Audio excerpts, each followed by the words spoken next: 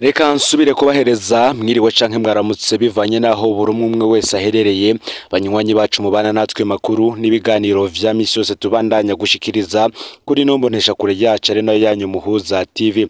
Uyu ni umwanya tugiye kubageza ka makuru biriko biravugwa bigezwe ko muri kano kanya nga mu gihugu c'u Burundi, akaba ari amakuru tuza kugaruka kuyariko aravugwa ku bihangange bitandukanye n'ubundi ariko cyane cyane afise aho ahurira n'igisata ca politike. Ni mu gihe hamwe bavuga ko hari politike y'agapapo muri CNDD FDD, abandi bakagendera ku majambo yavuzwe n'umunyamabanga mukuru y'umugambwe Nyeneteka Reverend Ndikuriyo, aho yavuze ko wowe wese wishimikiza ibihangange imanda yabo nihera bazomukonjiga veribe. Ibi ngo vyo bari bihe bibi bigiye gushikira umushinga amateka Olivier Suguru, nabo bakabibaza niba nawe ari we yimirije gufatwa n'agapapu. Imbere yuko tuza kubigaruka ko turaza kubabwira ico uyu mushinga amateka Olivier Suguru yoba ariko arazira, ndetse tuze no kubasobanurira vyimbitse ibi bivugwa kuri ibi vy'ipolitike y'agapapu. Ubundi uyu mushinga amateka Olivier Suguru ni umuntu yagiye aronka amasoko adasanzwe mu nzego z'umutekano yoba mu gipolisi ndetse n'igisirikare. Aha harimwo ivyo guhabwa amasoko yo kugura imyambaro n'ibirato vy'abasirikare n'ibindi. Ni kenshi kandi izina ryo ryagiye ravugwa mu manyanga aba ari muri bene ayo masoko, aho haba havugwa amamelodi menshi yoba asangira na bimwe mu bihangange harimwo abapfunzwe ndetse n'abacidegembya mu mabanga, abana nabo bakaba bikeka ko umwanya n'umwanya bashobora gushikirwa.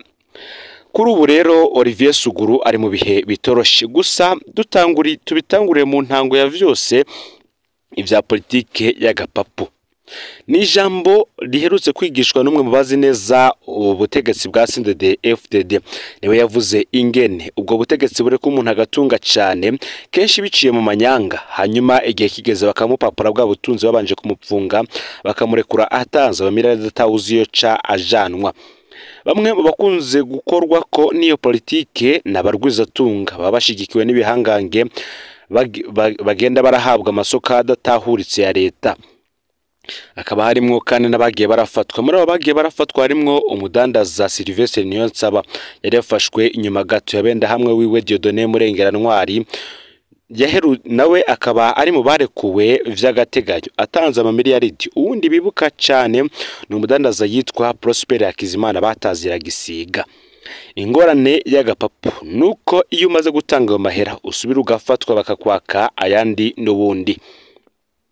Olivier Suguru ikiriko kiramutera izi ngorane zose n'ubusumwa yavuzwe mu mavuta yaragenewe abapolisi. Umushinga mateka Olivier Suguru asanzwe ari umunyamabanga mukuru wa Societe Savonor kuva ku butegetsi bwa Nkurunziza. Suguru nkuko nagembe babwira niwe yagiye araronka amasoko adasanzwe mu nzego z'umutekano n'igisirikare, harimo vya bindi vy'imyambaro n'ibirato vy'abasirikare n'ibindi. Yaragiye aravugwa mu manyanga aba muri bene ayo masoko, aho haba havugwa n'amamiliyaridi menshi yoba yaragiye asangira n'ibihangange. Uyu kandi yaranavuzwe ko yakoranira na Perezida Nkurunziza vya hafi, kuko ari nawe ngo yafata inzira akarungikwa kunyegeza amafaranga ya Perezida Nkurunziza hanze y'igihugu. Muri no minsi idosiye ya iteye ubwoba Olivier Suguru ariko ni y'amavuta y'abapolisi, yaragenewe abapolisi akayanyuruza. Savonor ubundi sanzwe ifitanye amasezerano n'igipolisi yo gutanga amavuta y'amamesa akoreshwa mu kugaburira abapolisi bose mu gihugu. Na amasezerano y'imyaka 4, bivuga ko ayo masezerano azorangira muri uyu mwaka, kuva mu mwaka wa 2020 gushika muri uyu mwaka wa 2024. Izo bimaze gutyo mu gihe abapolisi bo mu ntara z'uburaruko bo bamaze iminsi bavuga ko bamaze umwaka bataronka ayo mavuta, kandi bigaragara ko ayo mavuta yagiye arasohorwa mu kigega ca Savonor kandi asinywe ko ajanywe mu gipolisi. Akarere k'igipolisi ko mu buraruko bw'igihugu gakoresha ku mwaka amabidi 7,000 ayo mavuta afise agaciro ka baba umureride w'amarundi. Ayo mavuta akaba yanditswe ko yasohotse muri Savonor kandi ko yashitse mu bubiko bw'igipolisi mu ntara z'uburaruko. Mu gipolisi bagiye kubaza amavuta yabo muri Savonor basanga amavuta yarasohotse. basanzeyo n'imikono ya Colonel Jerome Maniraho yarajejwe ububiko bw'igipolisi mu ntara z'uburaruko. Imikono yemeza ko yakiriye ayo mavuta nuko amatohoza aba aratanguye. Nibwo rero habayeho ihagarikwa rya Colonel Jerome Maniraho n'umukenyezi Marie Rose Nzeyimana. Colonel Jerome Maniraho yaratumye ko muri police judiciaire kubazwa ibijanye n'ayo mavuta. Yasinyiye ko yashitse mu bubiko bw'igipolisi mu ntara z'uburaruko ariko akaba atarigeze ashika. Jerome Maniraho yasiguye ko yavuye mu mabanga ya logistique mu ntara z'uburaruko we muri Nyakanga umwaka wa 2022 ko adashobora kubazwa ivyo mavuta kandi ko atakiri mu mabanga. Jerome Maniraho ntiyatashe yaciye ahagarikwa. Bukeye igipolisi caciye gihagarika ujejwe ububiko muri Savonol. Uyu akaba ari Marie Rose Nzeyimana. Ifatwa ry'uyu mukenyezi niryo fatwa rya mbere ritoroshe. Abapolisi bageze kuri Savonol isaha 4 z'igitondo baza kumujana isaha 9 inyuma y'impari ndende zari zabaye. Bivugwa ko umushinga amateka Olivier Suguru we yariko arakora ivyo ashobora vyose ngo umukenyezi ntahagarikwe. Muti Olivier Suguru ariko arakora ibiki? Nubundi kuko aba bategetsi barasangiye amahera ari benshi nawe yatanguye guhamagara inzego abo aziko bamurusha inguvu mu butegetsi. Nibwo rero habaye impari ndende gusa kuko itegeko ryari ryiviriye mu biro vy'umukuru w'igihugu n'ubundi nta wundi wagombaga kurihagarika. Nibwo abapolisi bamaze amasaha arenga 5 bategereje ko uwo mukenyezi bamutwara, gusa n'ubundi birangira inyuma y'amasaha 5 bamutwaye. Ageze mu gipolisi, Marie Rose Nzeyimana yarerekanye impapuro bordereau de expedition zemeza ko amavuta yashikanywe Ngozi mu bubiko bw'igipolisi kandi yakiriwe na Colonel Jerome Maniraho. Jerome Maniraho we yarahiye ararengwa ko imikono iri kuri izo mpapuro atari yiwe ahubwo yiganywe. Ni nabwo yaciye asaba ko bahamagara igisongerezi Brigadier Alex Hakizimana bakorana ico gihe. Ati sinashobora gusinya bordereau. Uyu mu brigadier atabanje gusuzuma ibije akabiharura neza akabona kunzanira bordereau. Brigadier Alex Hakizimana baramuzanye nawe nyene yavuze ko ayo mavuta atigeze azanwa mu gipolisi Ingozi. Akaba kandi ari n'intahe yahise n'umukozi wa Savonol yitwa Aimable. Marie Rose Nzeyimana we yahavuye asaba ko bahamagara umukozi wa Savonol yitwa Aimable yarajejwe guherekeza ayo mavuta. Aimable we yaremeje ko amavuta yasohotse akava muri Savonol ariko ko batayajanye Ingozi. Yavuze ko basohotse Marie Rose Nzeyimana yaca mu inomero y'umuntu yahamagara bagahurira kuri Shanike, ari nawe yaca mwereka iyo bajana ayo mavuta. Aimable akemeza ko amavuta yose bayajanye mu Kamenge ku nzira iri kwibarabara rya 13 ari naho bayapakururira yose bagaca basubira inyuma. Ku kijanye na za bordereau de l'expedition, Aimable yavuze ko yahora abaza Marie Rose Nzeyimana ko biza kugenda mu gihe bordereau zisanzwe zija ko umukono uwakiriye amavuta. Aimable avuga ko Marie Rose Nzeyimana yacakira bordereau akamubwira ko ibindi azovyimenyera. Aimable amaze gutanga intahe bano bantu bose baciye bapfungwa mu gipolisi c'Inyamiramabi, police judiciaire. Ikibazo kigeze muri sentare yo kugwanya ibiturire. Bano bantu bararengukishijwe muri parike ya Cour anticorruption. Bamaze kumvirizwa baciye bahagarikwa bajanwa mu ibohero rikuru rya Mpimba keretse Aimable akiri mu gasho ka police judiciaire. Bivugwa ko umushinga amateka Olivier Suguru ariko arakora ibishoboka byose ngiyi dossier ntibandanye ahubwo bayinigire mu menshi, ariko umuvuduko ngiriko ngo biragoye kwibaza ko izogarukira ngaho mwerye maze kumenyekana ikaja ahabona.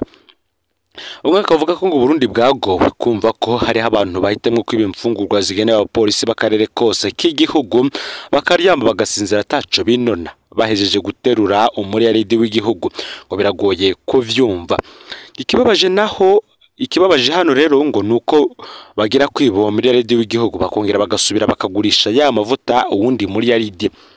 Ivyo ni ivyabonetse ubwo bivye ayo mavuta yonyene y'akarere k'uburaruko canke n'ubundi burere bw'igipolisi bwarashikiriwe. Abapolisi bo mu zindi ntara mweho muraronka amavuta yo guteka. Hariho kandi imirwi vyo koroha kwiba ariko bigeze ku bapolisi biratangaje cyane.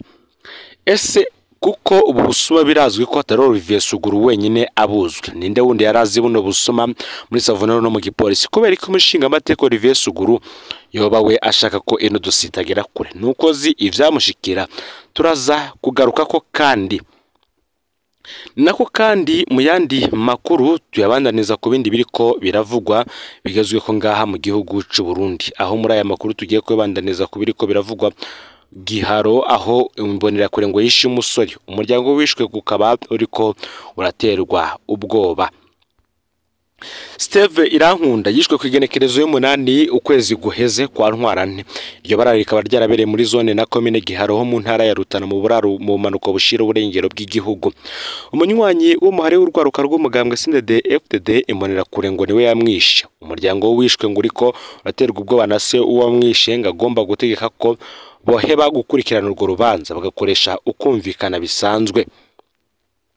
Uwakoze ayo mabi arazwi ni Joker Nibizi, ni umunywanyi w'umugambwe uri ku butegetsi CNDD-FDD, akaba ari no mu mbonera kure umare urwaruka rw'umugambwe uri ku butegetsi. Wakaba yarishe Steve Irankunda mu ijoro ry'igenekerezo ya munani Ntwarante uheze. Igihe ngivyo vyaba uwo musore yari mu nzu yerekanirwamwo sinema irabwa na Joker Nibizi. Yarakubise Joker Irankunda gushika ahapfa. Ikibabaje gusumba iryo bara ryakozwe imbere y'umukuru wa zone Giharo Desire Hakizimana, vyiganwa n'abibonye biriko biraba. Baranatomora neza uko vyagenze bati Steve Irankunda yarashwanye n'uwundi muyabaga yaraho nyene muri iyo nzu. Mwene inzu ashitse yategetse Steve gusohoka. Uwo yaranse gusohoka gasigura ko yarisha amafaranga mu kwinjira. Niho Joker Nibizi yaca amusimbira ko yaramukubise amusekanya n'uruhome inshuro nyinshi aca apfiraho nyene. Umuryango w'umuhisi waratabajwe waraje gutora ikiziga ca Steve Irankunda yahambwe bukeye bwaho n'umuryango wiwe. Muri iryo joro nyene Joker Nibizi yaciye ahungana n'utwe yerekeza muri Tanzania. Ubu ariko ngakorera ivyashara vyiwe hakurya muri Tanzania bivugwa n'ababibona. Komine Giharo ihana urubibe n'igihugu ca Tanzania nk'uko bizwi. Haraheze indwi yose umuvyeyi w'uwo yishwe hamwe na Inasenge bariko baraterwa ubwoba na mwene gukora iryo bara. Nguwo nawe azwi ku izina rya Burunga, ariko atera ubwoba abo bakenyezi babiri Trifoza Harerimana na Nosiata Nkurunziza ko bazokwicwa nabo. Utimutegerezwa kwemera kumvikana muhebi vyo kurondera ubutungane kugira ngo umuhungu wanje atahuka ave muri Tanzania, ahandi ho muzombona. Niko yabateye ubwoba kubw'amasoko yababibonye abatuka. Se wa Joker Nibizi ni umunywanyi nawe w'umugambwe CNDD-FDD. Umuhungu we nawe nyene nimbonera kure ikomeye cyane, mu gihe Senge uwo wishwa ari umunywanyi w'umugambwe CNL. Abanyagihugu muri ako karere aho abeshi mu batavuga rumwe n'umugambwe uri ku butegetsi bahonze basaba abajejwe intwaro n'umutekano gukurikiranira hafi ico kibazo kugira ngo bakinge iryo bara ryo havarirwa. Abajejwe intwaro mu gipolisi nabo ntibaragira ico bashikirize kuri ivyo bivugwa. Aya niyo makuru ragizwe ko muri kano kanya. Uvyonde subscribe canke sabone ni utari wafite nako kugira ngo toje cikanwa nadushikiriza, usangize kandi no makuru bagenza aho baherereye hose kugira ngo nabo batoje bacikanwa n'ibiriko biravugwa bigezwe ko yoba aya politike agateka kazi na muntu, imigenderanire n'andi makungu, ubutungane, indero n'ibindi vyinshi babiriko biravugwa. No Muhuza TV Imana iba hezagire.